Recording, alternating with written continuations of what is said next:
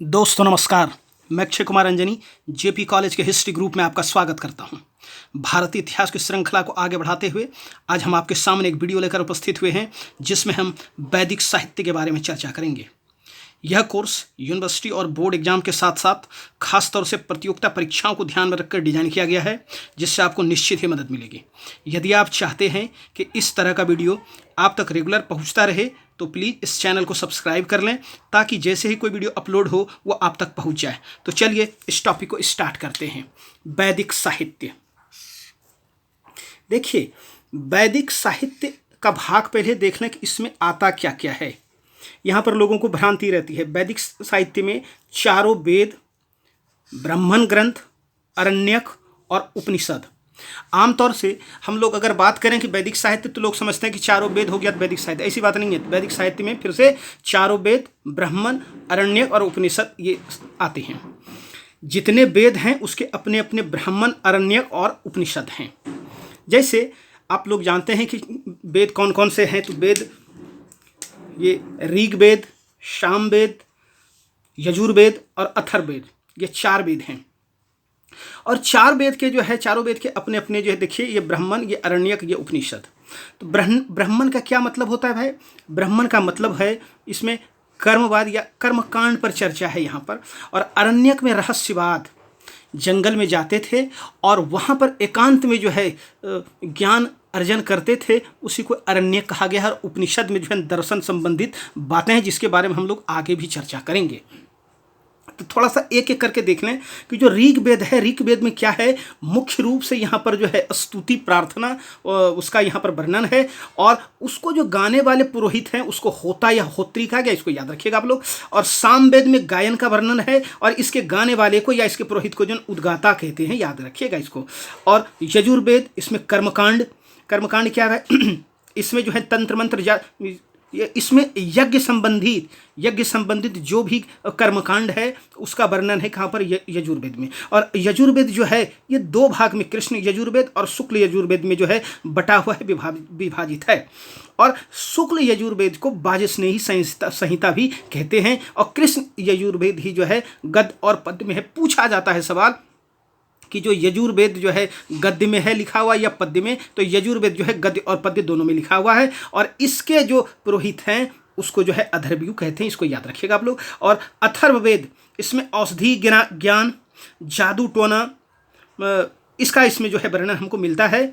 और इसके जो पुरोहित हैं उसको जो है ब्रह्मा कहते हैं। और वो इन चारों में से सबसे जो है श्रेष्ठ समझा जाता है ब्रह्मा। और यज्ञ जो है, यज्ञ का जो है जांच करने की, जो वैधता जांच करने की जो है वो किसके ऊपर जिम्मेवारी थी? वो जो है ब्रह्मा के ऊपर जो है जिम्मेवारी थी कि वहाँ पर सही तरह से मंत्रोच्चारण हो रहा है या नहीं हो रहा है। तो इसके बारे में थोड़ा सा और हम लोग डिटेल से बात करेंगे। प्रत्येक वेद के जो है अलग अलग ब्राह्मण, जैसे देखिए ये ऋग्वेद के ऐतरेय ब्राह्मण और जो है ये कौशितकी ब्राह्मण, सामवेद के पंचविश और जैमिनीय, यजुर्वेद के तैत्तिरीय और शतपथ, और अथर्ववेद के गोपथ। जाने वैदिक साहित्य में सबसे ज़्यादा स्रोत अगर हमको कहीं से मिलता है तो वो प्राचीन साहित्य के साधन के रूप में तो वो जो है ऋग्वेद है। और ऋग्वेद के बाद जो दूसरे नंबर पर सबसे ज़्यादा स्थान आता है वो शतपथ ब्राह्मण का है। तो आप लोग शतपथ ब्राह्मण को थोड़ा सा याद रखिएगा। और अगर ऋग्वेद के अरण्य को देख लें तो उसी तरह जो है ये ऐतरेय और कौशितकी, और सामवेद के छंदोग्य और जैमिनीय, यजुर्वेद के तैत्तिरीय और शतपथ, और अथर्ववेद के कोई अरण्यक उपलब्ध नहीं है, इसका कोई अरण्यक है ही नहीं।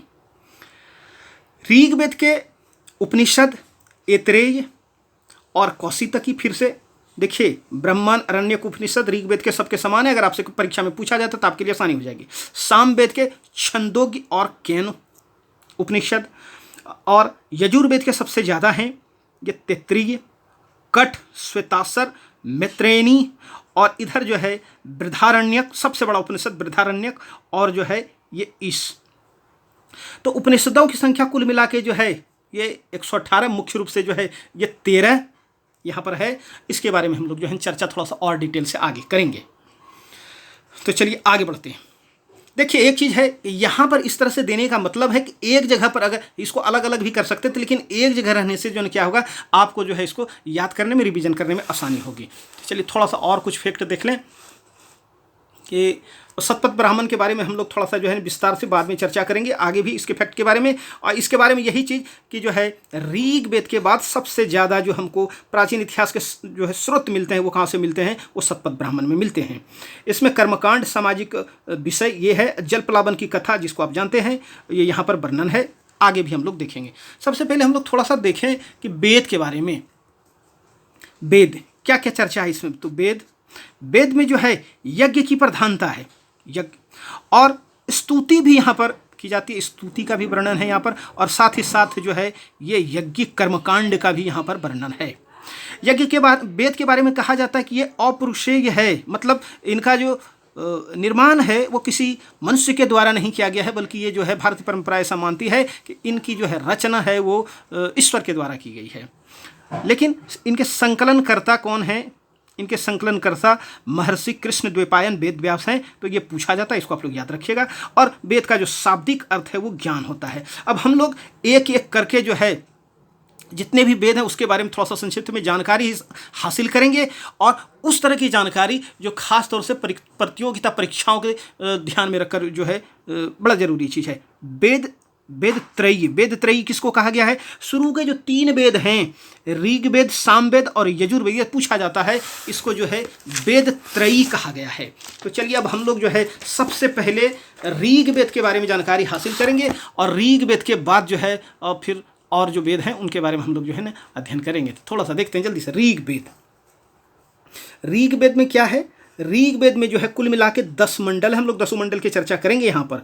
इसमें 1028 सूक्त हैं, ये पूछा जाता है एग्जाम में, इसको आप लोग ध्यान रखिएगा। और मंत्रों की संख्या टोटल जो है 10,580 कहाँ पर? ऋग्वेद में। 24 बार इसमें जो है कृषि की चर्चा आई है। भाषा इसकी जो है संस्कृत है, और लिपि जो है वो ब्रह्मी है, किसकी? ऋग्वेद की। प्रमुख देवता इसके कौन है? इंद्र, अग्नि और वरुण। इंद्र की चर्चा 250 बार, और अग्नि के जो है ये 200 बार आया है। प्रथम स्थान इंद्र का, द्वितीय अग्नि का, और तृतीय स्थान जो है वरुण देवता का है ऋग्वेद में। और इंद्र को जो है पुरंदर भी कहा गया है। चलिए मुख्य रूप से यहाँ पर क्या किया जाता है? यहाँ पर स्तुति किया जाता है। यहाँ पर जो है कर्मकांड की जो है उतनी महत्ता नहीं है, यज्ञ कर्मकांड की स्तुति की जाती थी। और इसको गाने वाले कौन? पहले भी चर्चा की हम लोग, जो है होता या होत्री। और लोग जो उस समय के थे वो भौतिक सुख प्राप्त करने के लिए प्रार्थना करते थे, और उनका जो है लक्ष्य मोक्ष प्राप्त करना उस समय नहीं था। अस्तो माँ सदगमय जो उक्ति है वो जो हमको ऋग्वेद से ही प्राप्त होता है। और ऋग्वेद में देवताओं की कुल संख्या, देवी देवताओं की कुल संख्या जो 33, और इसमें 25 नदियों का वर्णन है। और इसको बार बार प्रतियोगिता परीक्षाओं में पूछा जाता है, आप लोग ध्यान रखिएगा। ऋग्वेद के समय जो शासन व्यवस्था है वो है राजतंत्र। राजतंत्र किस प्रकार का था? वंशानुगत राजतंत्र था। और लेकिन यहाँ पर जो है समिति के लोग, खासतौर से जनता जो है राजा का चुनाव करती थी। लेकिन कहते हैं एक साइड की वंशानुगत भी है, और जो है फिर जनता चुनती भी है। तो इस तरह का जो व्यवस्था उस समय शायद रहा होगा कि राज वंश से संबंधित ही किसी व्यक्ति का चुनाव किया जाता था, किसके द्वारा? जनता के द्वारा। पुरोहित का पद भी इस समय तक वंशानुगत हो गया था। ये कुछ जो है ऋग्वेद से संबंधित कुछ जो है जानकारी। इसके बाद जो है यहाँ के जो मंडल हैं, 10 मंडल से लगातार प्रश्न पूछे जाते हैं, बहुत जो है संख्या में पूछे जाते हैं। इसलिए हम लोग जो है ऋग्वेद के 10 मंडल के बारे में चर्चा करके यहाँ पर देखते हैं क्या क्या किसमें क्या वर्णन है। तो ऋग्वेद के जो है 10 मंडल, ये प्रथम और 10 मतलब शुरू का और लास्ट का, ये सबसे नवीन है, सबसे नया है। ये बाद का जोड़ा गया माना गया है। 2 और 7 दूसरा, और 7 दूसरे से लेकर 7वां मंडल तक सबसे प्राचीन मंडल है। और इस मंडल को वंश मंडल भी कहा गया या गोत्र मंडल कहा गया है। और यहाँ जो है जो भी मंत्र है उसका प्रारंभ किससे होता है? उसका प्रारंभ जो है अग्नि से होता है। एक चीज़ थोड़ा सा ऋग्वेद के संदर्भ में आपको बताना भूल गए कि इसका सर्वाधिक जो है लोकप्रिय छंद वो है अनुष्टुप। और सर्वप्रथम गोत्र शब्द का उल्लेख जो है देखने को 10वां मंडल में मिलता है। कहाँ पर? ये ऋग्वेद में। और प्रथम जो ऋचा है, इसका प्रथम जो ऋचा है वो वरुण देवता को समर्पित है। किसके बारे में बात कर रहे हैं? ऋग्वेद के बारे में बात कर रहे हैं कि प्रथम ऋचा किसके बारे में, किसको समर्पित है? वरुण देवता को। और हम फिर से आते हैं यहाँ पर मंडल के बारे में। तो जो वंश मंडल है, वंश मंडल का जो प्रारंभ होता है 2 से लेकर 7वां मंडल तक, कोई भी, वो अग्नि के मंत्र से ही प्रारंभ होता है। प्रत्येक गोत्र का जो नामकरण है एक एक ऋषि पर वो रखा गया है। और देखें कि आगे जो 10 मंडल है उसमें और क्या क्या चीज़ है। ये दूसरा मंडल जो है, दूसरे मंडल का संबंध किससे है? गृत्समद ऋषि से है। तीसरा मंडल विश्वामित्र, बहुत इंपॉर्टेंट, इन्होंने गायत्री मंत्र की जो है रचना की। ये उदारवादी प्रकृति के थे, ये रूढ़िवादी नहीं थे, ये उदारवादी थे, उदारवादी। और ये जो गायत्री मंत्र है ये सविता को समर्पित है। और गायत्री मंत्र में कुल मिला के मंत्रों की संख्या जो कितनी है? वो 62 है, 62 है। ये क्यों बनाया गया था भाई गायत्री मंत्र? अनार्यों को आर्य बनाने के लिए जो है गायत्री मंत्र की रचना की गई थी महर्षि विश्वामित्र के द्वारा। चलिए, जो चौथा मंडल है वो वामदेव को, और 5वां अत्रि से संबंधित, 6ठा भारद्वाज, और 7वां मंडल ये वशिष्ठ से, ये रूढ़िवादी प्रकृति के थे। और राजा सुदास के ये पुरोहित थे। इनका संबंध दशराग युद्ध से, दशराग युद्ध का संबंध वशिष्ठ और विश्वामित्र से है। इसके बारे में हम लोग पहले भी चर्चा कर चुके हैं। अगर आप उस वीडियो को नहीं देखे तो उसको जरूर देखें, आपको वहाँ पर दशराग युद्ध के बारे में जो है विस्तार से जानकारी मिलेगी। 8वां मंडल ऋषि कण्व, और 9वां मंडल जो है ये अंगिया या अंगिरस से संबंधित है। यहाँ पर सोम का वर्णन है, और यहाँ के जितने भी मंत्र हैं टोटल 114 के 114 वो जो है सोम देवता को जो है वो समर्पित हैं। यहीं पर मुजबंत चक पर्वत का जो है जिक्र आया है, जहाँ पर जो है सोम नामक जो है वृक्ष मिलता था।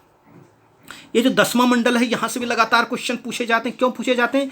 यहाँ पर वर्ण व्यवस्था का जो है वर्णन सबसे पहली बार जो है हमको देखने को मिलता है। और यहाँ पर कहा गया है कि जो विराट पुरुष है, विराट पुरुष के मुख से ब्रह्मा का, और भुजा से क्षत्रिय का, और जंघा से वैश्य का, और पैर से शूद्र का, ये शूद्र जो है उत्पन्न हुए हैं। ये चर्चा कहाँ पर है? ये ऋग्वेद के 10वें मंडल के पुरुष सूक्त में जो है इसका वर्णन हमको देखने को मिलता है।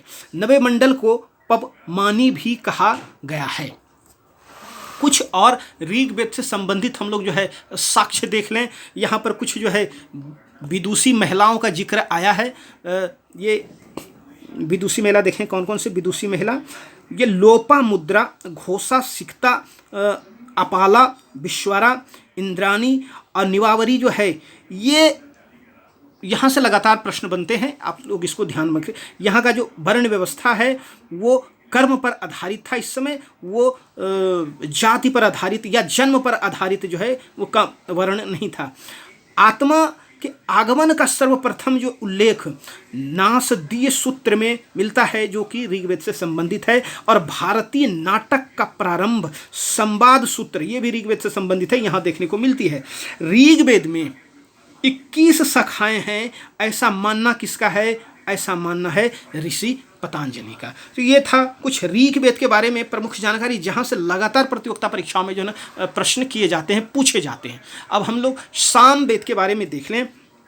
जो सामवेद है, सामवेद में कुल मिला के जो मंत्रों की संख्या वो 1549 ऋचाओं की संख्या। और ये जो गेय रूप में है, मतलब इसको गाया जा सकता है, और गाने वाले जो पुरोहित होते तो उसको कहते थे उद्गाता। 75 को छोड़कर, ये 75 को छोड़कर सारे के सारे जो है ऋग्वेद में उपलब्ध है। इसकी 3 शाखाएं हैं, कौमुदीय, गणायनीय और जो है जैमिनी। तो सामवेद के बारे में भी बस इतना ही। और यजुर्वेद के बारे में देख लें तो यजुर्वेद जो है, यजुर्वेद हम लोग पहले भी देखा कि ये जो है 2 भागों में बटा हुआ, एक कृष्ण यजुर्वेद और एक जो है शुक्ल यजुर्वेद।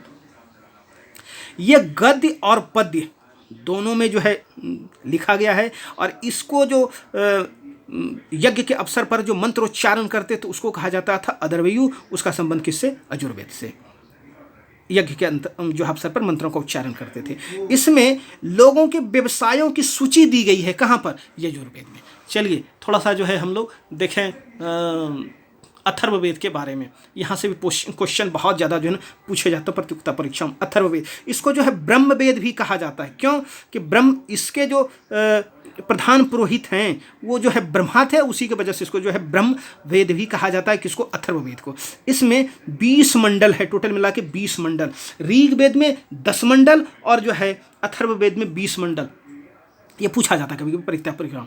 इसमें औषधि, जादू टोना, इसके बारे में जो है यहाँ पर हमको जानकारी देखने को मिलती है और इसके पुरोहित को कहते हैं ब्रह्मा। यहाँ पर प्रथम जो कृषि वैज्ञानिक हैं वो पृथुबेन्यू उसको कहा गया है और उनके द्वारा जो हल और कृषि का आविष्कार किया गया। कहाँ मानना है? ये अथर्ववेद में इस तरह का जो है प्रकरण आता है हमको देखने में। अधिकांश ऋचाएं जो यहाँ पर दुरात्माओं या प्रेतात्माओं से मुक्ति के लिए जो है यहाँ पर इसका वर्णन है। ये 2 भाग में विभक्त है, सामवेद 3 भाग में, ये 2 भाग में। जो प्रथम भाग है उसको सौनकीय संहिता और दूसरे भाग को जो है पिप्पलादि संहिता कहा गया है। ये दोनों भाग किसके? ये अथर्ववेद के भाग हैं। यज्ञ में आने वाली जो बाधाएं हैं, बाधाओं का जो निराकरण किया जाता था किसमें? अथर्ववेद में। किनके द्वारा? ब्रह्मा के द्वारा। सर्वप्रथम जो है गोत्र प्रथा का जो प्रारंभ है वो हमको अथर्ववेद में देखने को मिलता है। सभा और समिति जो है प्रजापति की 2 पुत्रियां हैं, ऐसा कहा गया है कहाँ पर? अथर्व में। और बहुत बार ये क्वेश्चन पूछा गया है। अथर्ववेद में ये चर्चा है कि मृत्यु लोक के जो देवता हैं वो कौन है? वो परीक्षित हैं। तो ये कुछ जो है अथर्ववेद के बारे में। अब थोड़ा सा हम लोग आगे उपनिषद और कुछ ब्राह्मण ग्रंथ के बारे में जो है वो जानकारी जो है प्राप्त करने का कोशिश करते हैं। चलिए देखें, उपनिषद जो है इसका शाब्दिक अर्थ अगर आप देखेंगे तो गुरु के समीप बैठना। और गुरु के समीप बैठकर करेंगे क्या? गुरु के समीप बैठकर जो है ज्ञान अर्जन करेंगे। इसका वर्णन हमको कहाँ पर मिलता है? इसका वर्णन हमको मिलता है जाकर के उपनिषद में। इसको जो है वेदांत भी कहा गया है, मतलब वेद का अंत जो है वेदांत भी कहा गया है। किसको? उपनिषद को। देखिए वेदांत और वेदांग इसमें कन्फ्यूज नहीं कीजिएगा। वेदांत उपनिषद को कहा गया और वेदांग अलग चीज़ है जिसमें 6 भाग, उसको हम लोग जो है बाद में हम लोग उसको देखेंगे। जो उपनिषद उसकी संख्या जो तो ऐसे तो 108, लेकिन कुल मिला के 12-13 ही प्रमुख है, जिसके बारे में हम लोग थोड़ा सा देखेंगे। ये जो है गद्य और पद्य दोनों रूपों में उपलब्ध है। कौन? उपनिषद। और यहाँ पर मोक्ष या मुक्ति के बारे में प्रथम बार चर्चा है। वैदिक साहित्य में मोक्ष पर कोई चर्चा नहीं की गई थी। भारतीय दर्शन का मुख्य आधार है कौन? उपनिषद। और यहाँ पर कर्म एवं पुनर्जन्म की चर्चा की गई है। यज्ञ और कर्मकांड की निंदा की गई है कहाँ पर? उपनिषद में। जबकि इस तरह से पहले कहीं पर जो है चर्चा नहीं है। ब्रह्मा का जो आविर्भाव यहाँ हमको एकमात्र परम सत्ता के रूप में देखने को मिलता है कहाँ पर? उपनिषद में। तो चलिए कुछ और उपनिषद से संबंधित कुछ जानकारी है, कुछ बातें उसको हम लोग जो है हासिल करने का प्रयास करते हैं। पुनर्जन्म का जो सिद्धांत है ये हमको कहाँ देखने को मिलता है? ये हमको देखने को मिलता है बृहदारण्यक उपनिषद में।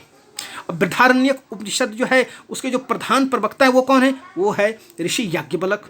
और इसी में बृहदारण्यक उपनिषद में याज्ञवल्क और गार्गी संवाद भी हमको देखने को मिलता है, जो विदेह के राजा जनक के दरबार में आयोजित हुआ था। यहाँ पर हमको नारी की जो स्थिति है वो अच्छी भी है और खराब भी है, ये भी देखने को मिलता था। अच्छी किस बात को लेके? इस बात को लेके यहाँ पर याज्ञवल्क ऋषि से गार्गी जो विदुषी महिला थी उनका यहाँ पर संवाद देखने को मिलता है। तो लगता है कि पढ़ने लिखने में का मौका मिलता था महिलाओं को भी, और उसके हिसाब से ये इसको अच्छी कह सकते हैं। और खराब इसलिए कि इसी बहस में एक जगह पर जो है याज्ञवल्क ऋषि यह कहते हैं कि ज़्यादा जो है बहस मत करो, नहीं तो तुम्हारा जो है क्या करेंगे? सर तोड़ देंगे। तो ये इसकी जो है खराब स्थिति को भी दर्शाता है। यहाँ इसमें पुनर्जन्म का सिद्धांत है, हम लोग देख लिए।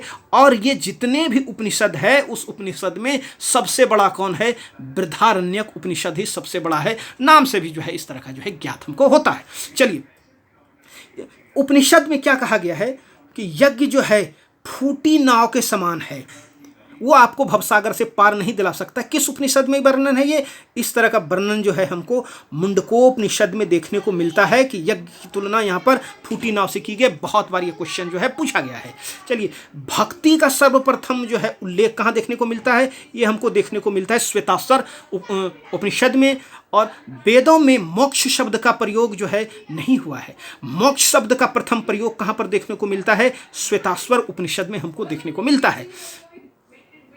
उपनिषद कालीन कुछ क्षत्रिय राजा जो विद्वान थे और जिन्होंने ब्राह्मणों को भी उपदेश दिया, वो कौन कौन से थे? विदेह के राजा जनक, पंचाल के प्रवाहन जवाली, केकई के राजा अश्वपति और काशी के राजा अजातशत्रु, ये जो है विद्वान राजाओं की श्रेणी में जो है गिने जाते थे। कुछ इससे संबंधित और फैक्ट कि उत्तर वैदिक काल में चारों आश्रम का स्पष्ट जिक्र जो है नहीं देखने को मिलता है। चारों आश्रम कौन? ब्रह्मचर्य आश्रम, गृहस्थ आश्रम, वानप्रस्थ आश्रम और संन्यास आश्रम। ये देखने को हमको नहीं मिलता है। कहाँ पर? स्पष्ट तरीके से उत्तर वैदिक पीरियड में। खास तौर से ये संन्यास आश्रम तो वहाँ पर देखने को मिलता ही नहीं है। और वैदिक पीरियड में सबसे ज़्यादा जो लोकप्रिय है वो है कौन? वो गृहस्थ आश्रम है। सर्वप्रथम जवालोपनिषद में जो है सर्वप्रथम जो है हमको चारों आश्रमों के बारे में जो है विवरण देखने को मिलता है। यम नचिकेता संवाद देखने को मिलता है हमको कहाँ पर? कठोपनिषद में हमको यम नचिकेता संवाद देखने को मिलता है, जहाँ पर जो है नचिकेता को यम कहते हैं, न इस आत्मा का कभी जन्म होता है और न कभी इसकी जो है मृत्यु होती है। यह अजन्मा, नित्य और शाश्वत है। किसके बारे में कहा गया है? आत्मा के बारे में। ये चीज़ हमको देखने को मिलता है कहाँ पर? ये हमको कठोपनिषद में देखने को मिलता है। अब हम लोग जो है कुछ ब्राह्मण ग्रंथ के बारे में जाना, उससे संबंधित जो प्रतियोगिता परीक्षाओं में जो है सवाल पूछे जाते हैं, वहाँ से जो है हम लोग चीज़ों को देखने का प्रयास करते हैं। ब्राह्मण ग्रंथ में क्या किस तरह का? तो ब्राह्मण ग्रंथ सबसे पहले तो इसमें क्या है? यज्ञों एवं कर्मकांडों का विधान एवं इसकी क्रियाओं को भली भांति समझाने के लिए नवीन ब्राह्मण ग्रंथ की जो है रचना की गई। प्रत्येक वेद के अपने अपने ब्राह्मण होते हैं। हम लोग पहले भी देख चुके, एक चार्ट बना के देख लिए, इसलिए चार्ट दिए हैं कि आप लोग को जो है उनको देखने में जो है आसानी हो, सुविधा हो। ऐत्रेय ब्राह्मण, इसमें विष्णु को सर्वोच्च देवता के रूप में जो है बताया गया है। विष्णु को सर्वोच्च देवता के रूप में जो है बताया गया है। और ऐत्रेय ब्राह्मण में ही जो है पंचजन्य का उल्लेख है, जिसमें पंचजन्य में किसको किसको माना? देव, मनुष्य, गंधर्व, अप्सरा, सर्प एवं पीतरों को जो है पंचजन्य के श्रेणी में जो है वो रखा गया है। ऐत्रेय ब्राह्मण में और कुछ जानकारी कि राजा की उत्पत्ति का जो सिद्धांत है, राजा की उत्पत्ति का सिद्धांत हमको देखने को मिलता है ऐत्रेय ब्राह्मण में। इसी में कुरु नरेश के साथ 64 योद्धाओं से घिरा हुआ ये जिक्र मिलता है। इसका मतलब कहीं न कहीं अस्थाई सेना की ओर ये इशारा करता है। हालांकि आपको बता दें कि वैदिक सभ्यता में अस्थाई सेना का जिक्र नहीं है, अस्थाई सेना उस समय नहीं था, लेकिन कहीं न कहीं ये जो है ये उसका प्रारंभ जो है होता हुआ दिखाई हमको पड़ता है। सर्वप्रथम यहीं पर चारों वर्णों का जो है उल्लेख हमको देखने को मिलता है। कहाँ पर? ऐत्रेय ब्राह्मण में। चारों वर्णों के जो है कामों के विषय में हमको जानकारी मिलती है ऐत्रेय ब्राह्मण में। ऐत्रेय ब्राह्मण में यह भी चीज़ कहा गया है, पुत्री को सभी दुखों का स्रोत तथा पुत्र को परिवार के रक्षक के रूप में जो है उद्धृत किया गया है, बताया गया है। कहाँ पर? ऐत्रेय ब्राह्मण में। शतपथ ब्राह्मण, जैसा कि हम लोग पहले भी किए कि वैदिक साहित्य में अगर आप देखेंगे तो ऋग वेद के बाद सबसे ज़्यादा अगर किसी का स्थान है तो वो शतपथ ब्राह्मण का। तो शतपथ ब्राह्मण के बारे में क्या क्या चीज़ें दी गई है, इसको थोड़ा सा जो है ध्यान से देखने का प्रयास किया। यहाँ पर पत्नी के लिए अर्धांगिनी शब्द का पहली बार प्रयोग कहाँ पर किया गया? शतपथ ब्राह्मण में। पंचाल जो है, पंचाल को वैदिक सभ्यता का सर्वश्रेष्ठ प्रतिनिधि बताया गया है। शतपथ ब्राह्मण में 12 प्रकार के रत्नियों का भी यहाँ पर उल्लेख है, वर्णन है। और पंचाल नरेश सोण 17 शाह अश्वमेघ यज्ञ कराए जाते समय जो है उनके पास जो 6033 बख्तरबंद योद्धा का जिक्र हमको देखने को मिलता है। कहाँ पर? शतपथ ब्राह्मण में। तो यह भी कहीं न कहीं अस्थाई सेना की ओर इशारा हमको जो है करता है। कौन? शतपथ ब्राह्मण। राजा जो है सभा में उपस्थित होता था ये जिक्र हमको शतपथ ब्राह्मण में देखने को मिलता है। एक स्थान पर क्षत्रिय को ब्राह्मण से श्रेष्ठ बताया गया है, वो भी शतपथ ब्राह्मण में। अनेक विदुषी कन्याओं का जिक्र मिलता है शतपथ ब्राह्मण में। कौन कौन से? गार्गी, मैत्रेयी और गंधर्व गृहीता, ये कुछ विदुषी महिलाएं हैं जिनकी चर्चा हमको देखने को मिलता है शतपथ ब्राह्मण में। चलिए, इसके अलावा शूद्र को सोम यज्ञ में भाग लेने की बात कही गई है शतपथ ब्राह्मण में। और कृषि की समस्त प्रक्रियाओं जैसे जुताई, बुआई, कटाई, इसकी भी चर्चा हमको शतपथ ब्राह्मण में देखने को मिलता है। पुनर्जन्म का सिद्धांत भी यहाँ पर भी दिखाई पड़ता है पहले पल। और जल प्लावन की कथा हमको देखने को मिलती है कहाँ पर? शतपथ ब्राह्मण। इसके अलावा थोड़ा सा जल्दी से तैत्तिरीय ब्राह्मण, इसमें कहा गया है कि पत्नी के बिना पति यज्ञ संपन्न नहीं करवा सकता। और अन्न को ब्रह्म सबसे प्रथम बार कहाँ पर कहा गया है? वो तैत्तिरीय ब्राह्मण में ही कहा गया है।